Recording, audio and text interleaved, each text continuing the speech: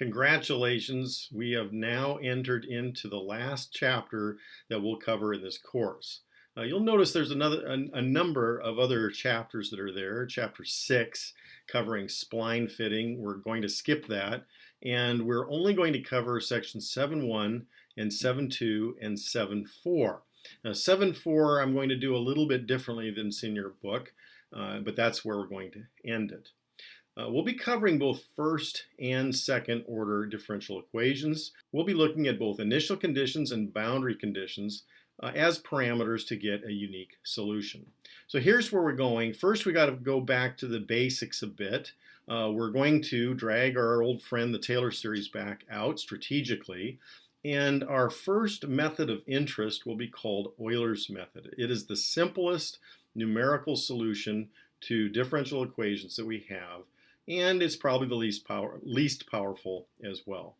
We're going to look at some other competitors to Euler's method, some higher order methods, and also what are called Runge-Kutta methods. We'll get into that in section 7.2.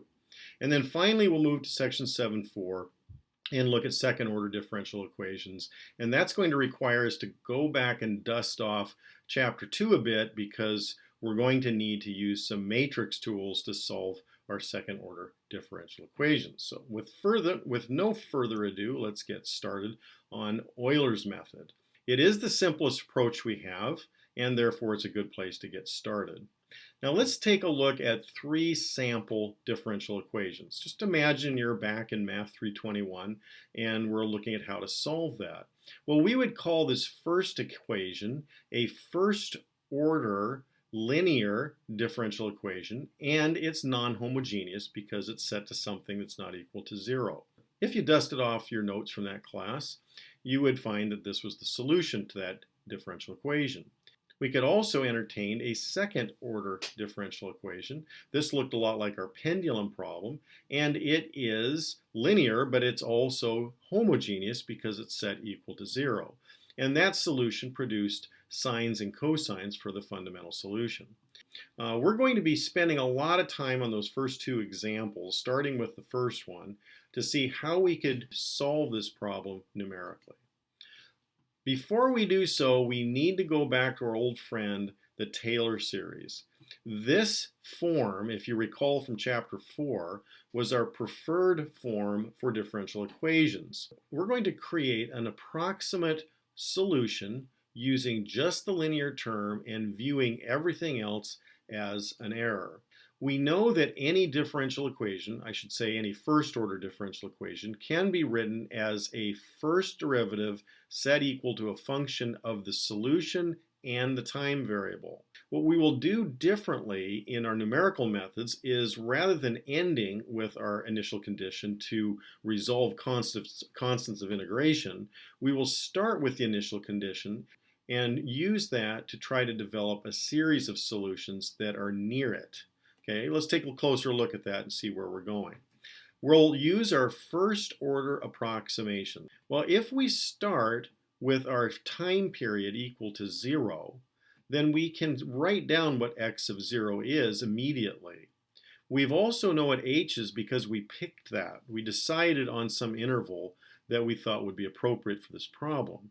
The only thing that we don't have is the derivative of the solution evaluated at our starting time.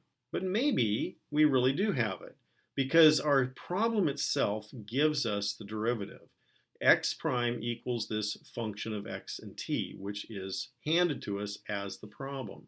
So all we really need to do is take the first time period and put it in for t, take the value, the solution at that time period, and plug it in for x, and now we know what x prime is.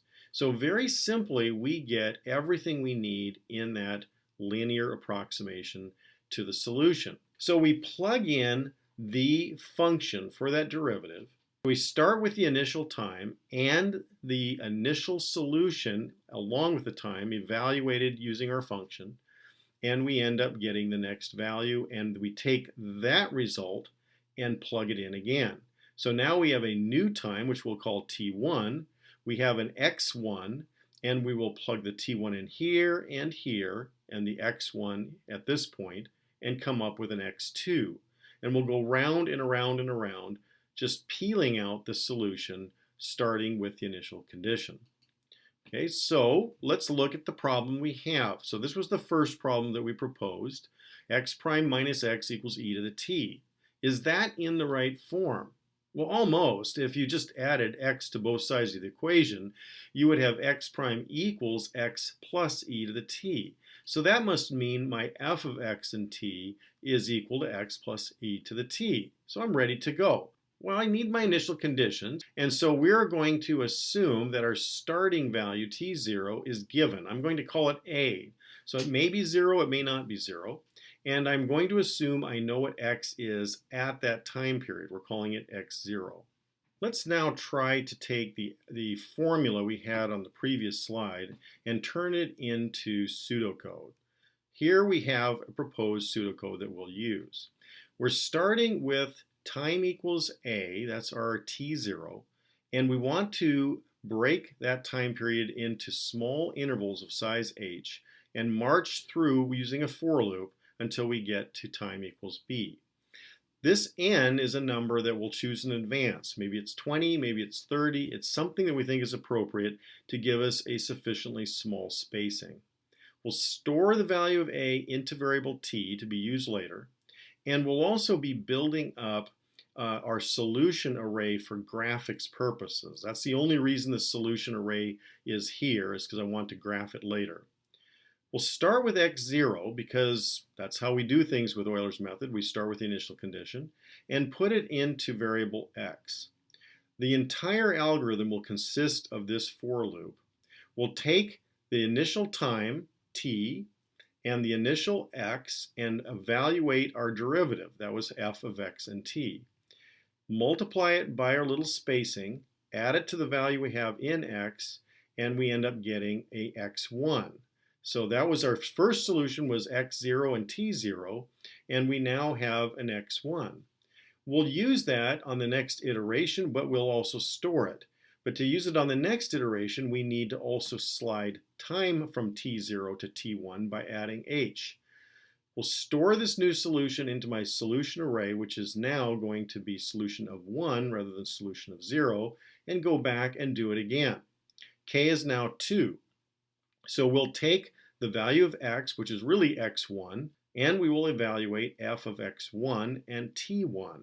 That gives me the derivative at the second point. Multiplying by h, we add it to x1 and give me an x2. And then we continue to increment t in our usual manner.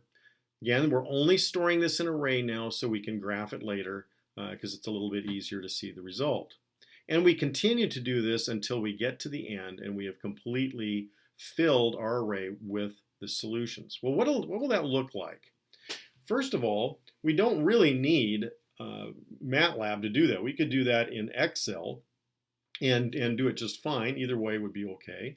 And in this case, we're assuming that our a value is equal to 0. So we're starting from 0 and we're going to end with the time equal to 2.5. We chose our n to be 25, breaking each interval into 1/10. So h is going to be 1/10.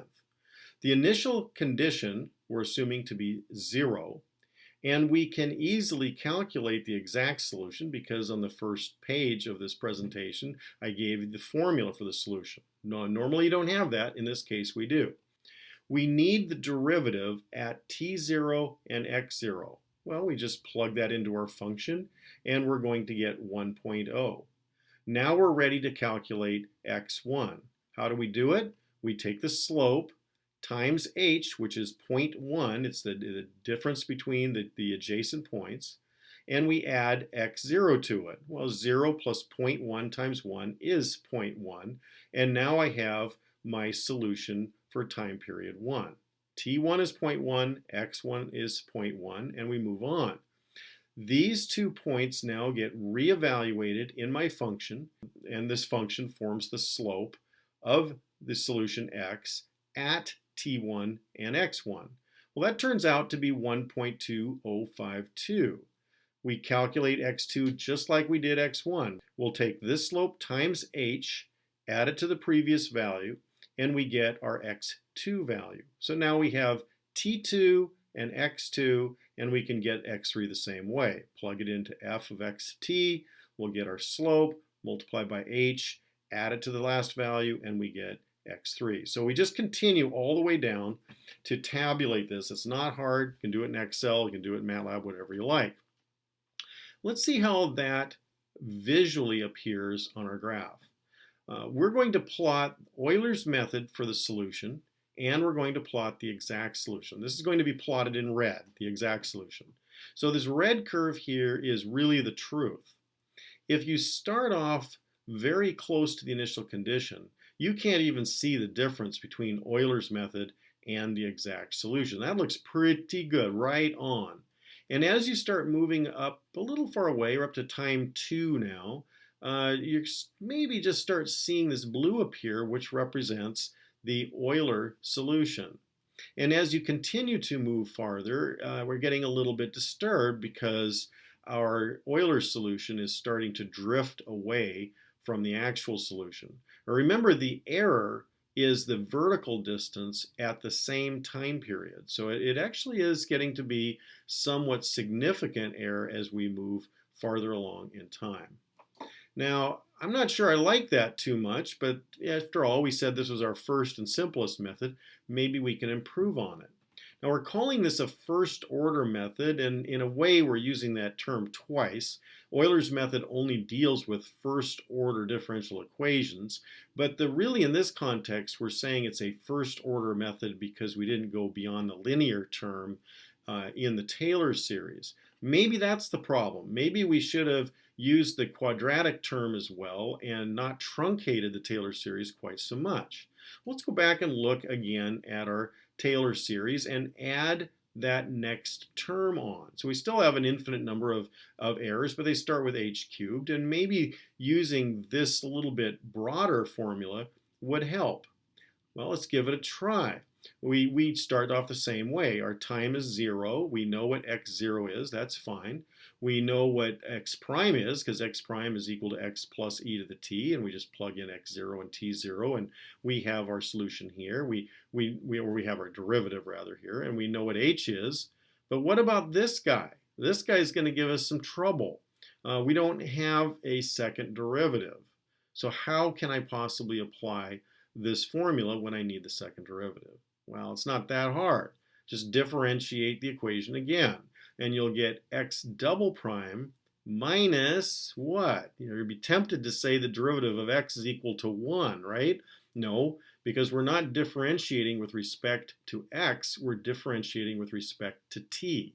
So the derivative of x prime is x double prime. The derivative of x is x prime. And the derivative of e to the t is e to the t. Still pretty simple, and I can still figure out what this x double prime is fairly readily, so it looks like I'm not in so much trouble after all. This is fairly straightforward to do. Okay, here's my x prime, here's my x double prime. Just do the calculations and you can go ahead and modify the formula. So let's go ahead and do that.